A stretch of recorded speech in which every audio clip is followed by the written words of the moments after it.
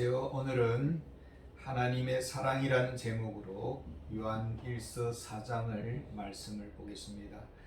첫 번째 1절에 보면은 사랑하는 자들아 영을 다 믿지 말고 오직 영들이 하나님께 속하였나 분별하라. 많은 거짓 선지자가 세상에 나왔습니다. 교회는 믿음의 공동체, 사랑의 공동체, 한 몸됨을 주장합니다. 그런데 사도 요한은 다 믿지 말라고 경고를 주고 있습니다. 분별하라, 시험하라고 명령합니다. 교회가 지켜가야 하는 것은 진리요, 교리의 순수성입니다. 이단은 이런 진리 교리를 흔들었습니다. 성령의 사람입니까? 교리적 진리와 괴리감을 가져서는 안 됩니다. 성령의 사람과 교리의 사람은 분리할 수가 없습니다. 자신은 성령의 사람이라고 말을 합니다. 뜨겁고 기도도 많이 하고, 그런데 교리에 무지하고 성경 말씀보다는 자기 경험을 더 앞세우고 신비적인 체험을 주장을 합니다. 자랑합니다. 사도 요한은 경계선을 긋습니다. 6절에 보면은 우리는 하나님께 속하였으니 하나님을 아는 자는 우리의 말을 듣고, 하나님께 속하지 아니한 자는 우리의 말을 듣지 아니하나니 진리의 영과 미혹의 영을 이루어서 하느니라. 신령하고 뜨겁습니다. 열정적입니다. 체험이 있습니다. 그러나 성경을 멀리하고 성경을 읽지를 않습니다. 즉 그리스도의 영에 속하는 것이죠. 사도는 이것을 분명히 밝히고 있습니다. 성경 말씀에 정화무오한 진리됨을 100% 믿는가? 아니면 자기 경험, 자기 철학을 더 앞세우는가? 하나님을 아는 자는 우리의 말을 듣고, 이렇게 말합니다. 에베소서 2장 20절에 보면 너희는 사도들과 선지자들의 터 위에 세우심을 입은 자라 그리스도 예수께서 친히 모퉁이 돌이 되셨느니라.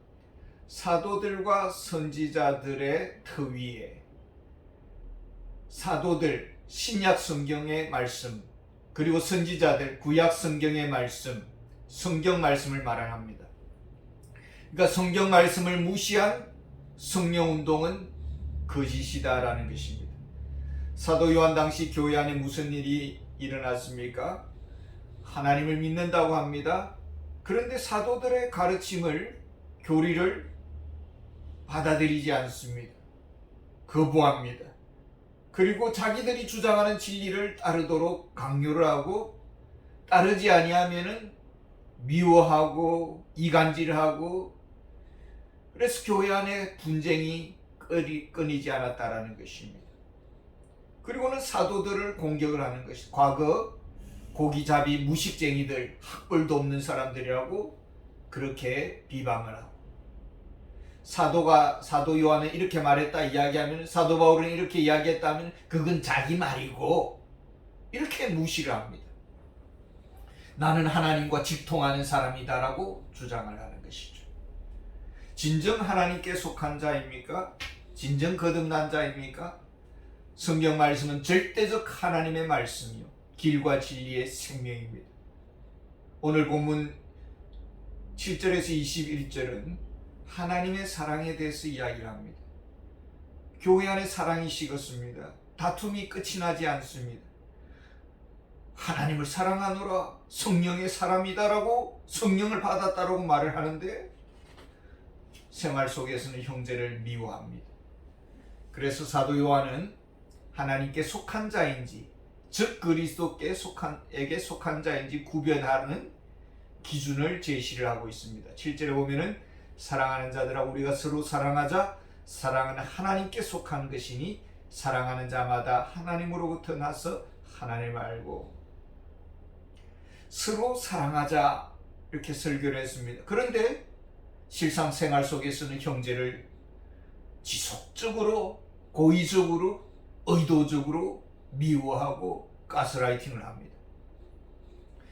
사랑은 하나님께 속한 자인지 분별하는 기준이다라는 것입니다. 20절에 보면 누구든지 하나님을 사랑하노라 하고 그 형제를 미워하면 이는 거짓말하는 자니 보는 바 형제를 사랑하지 아니하는 자는 보지 못하는 바 하나님을 사랑할 수 없느니라.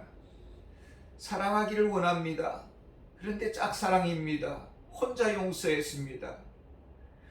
서로 마음을 문을 열지 않습니다. 늘 불편한 관계를 이어가고 있습니다. 18절에 보면 사랑 안에 두려움이 없고 온전한 사랑이 두려움을 내어 쫓나니 두려움에는 형벌이 있음이라. 두려워하는 자는 사랑 안에서 온전히 이루지 못하였느니라. 사랑 안에서 온전히 이루어진 모습, 그것이 무엇일까요? 온전한 사랑의 결론은 무엇일까요? 16절에 보면은 하나님이 우리를 사랑하시는 사랑을 우리가 알고 믿었노니 하나님은 사랑이시라. 사랑 안에 거하는 자는 하나님 안에 거하고 하나님도 그의 안에 거하시느니라. 하나님과 교통하는 관계, 하나님과 사랑하는 관계, 이것이 사랑 안에서의 온전함입니다. 그런데 우리가 아직 성숙하지 못했습니다. 불완전하고 또 불편함이 있고 두려워하는 마음도 있습니다. 이대로 주님 앞에 내가 설 수 있을까? 우리가 심판을 받는 기준이 무엇일까요? 17절에 보면은 이로써 사랑이 우리에게 온전히 이루어진 것은 우리로 심판날에 담대함을 가지게 하려 함이니 주께서 그러하심과 같이 우리도 이 세상에서 그러하니라.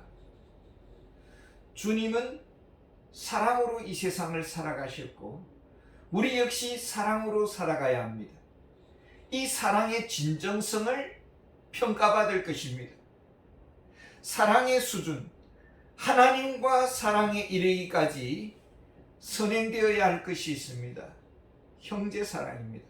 20절에 보면은 보는 바 형제를 사랑하지 아니하는 자는 보지 못하는 바 하나님을 사랑할 수 없느니라. 보이는 사람, 가장 가까이 있는 사람도 사랑하지 못하면서 보이지 않는 하나님을 사랑한다. 이것은 인정할 수 없다라는 것입니다. 관문은 형제 사랑입니다. 형제 사랑, 상처 준 사람에 대해서, 큰 손해를 끼친 사람에 대해서, 고통을 준 사람에 대해서 사랑할 수 있으려면 어떻게 해야 합니까?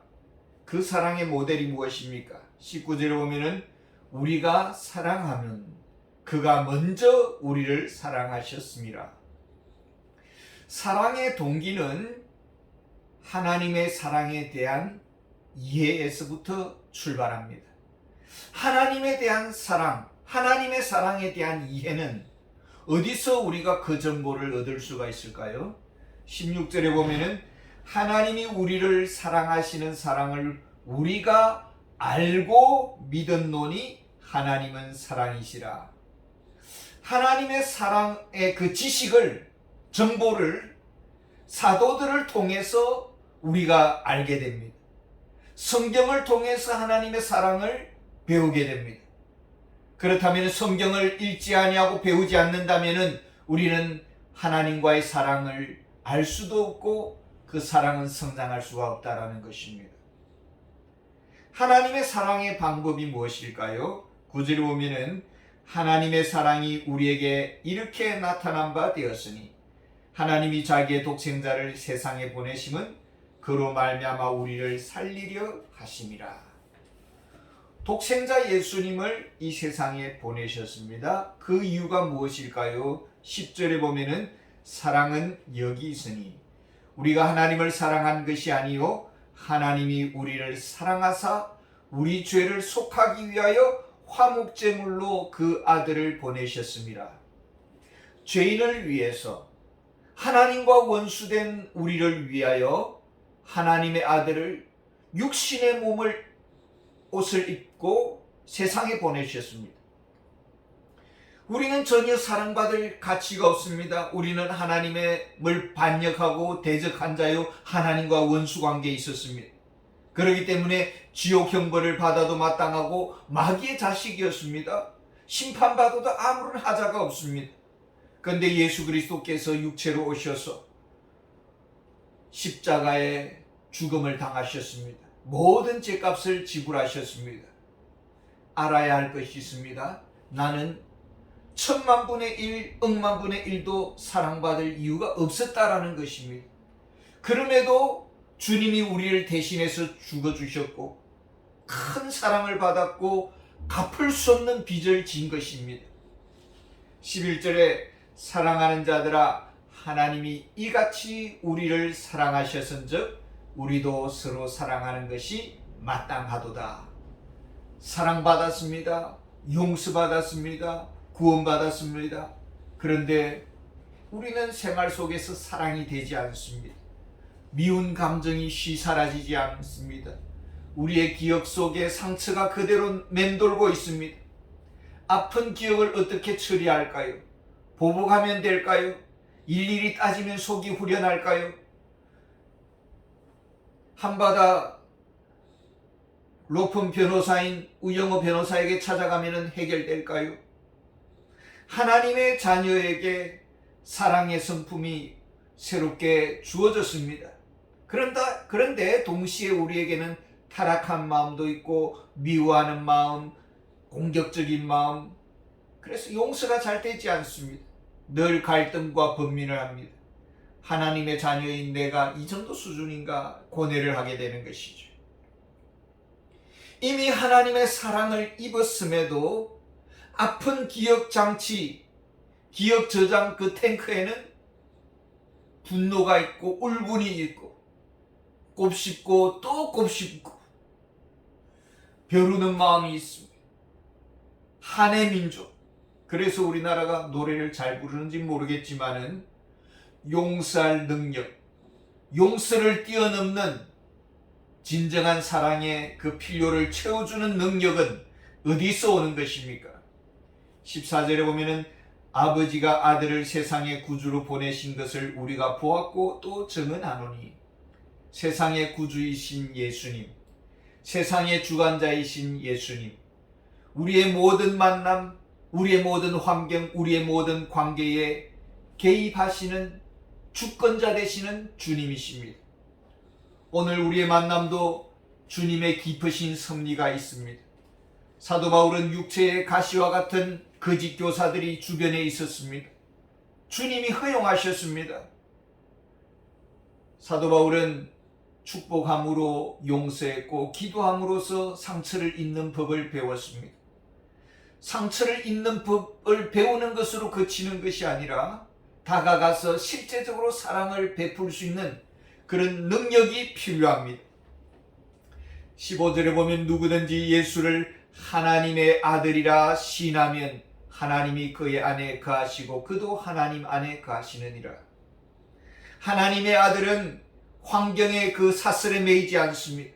상황을 초월합니다. 어떤 문제도 해결 가능합니다.